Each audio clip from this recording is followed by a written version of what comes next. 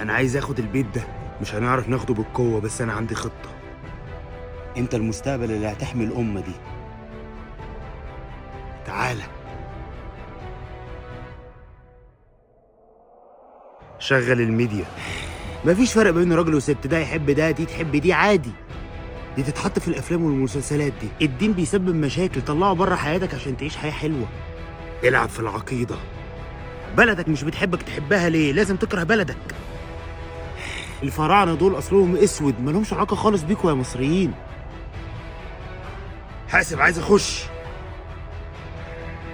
افهموا بقى، بغض النظر عن اي حاجة، احنا طول عمرنا اقوى امة في التاريخ. وعارفين ليه؟ عشان العقيدة بتاعتنا كده. فاللعبة بتتلعب على العقيدة. مهما حاولوا لازم عقيدتك تبقى كده وايمانك يبقى كده. عقيدتك وايمانك كده، محدش يعرف يدخل بيتك.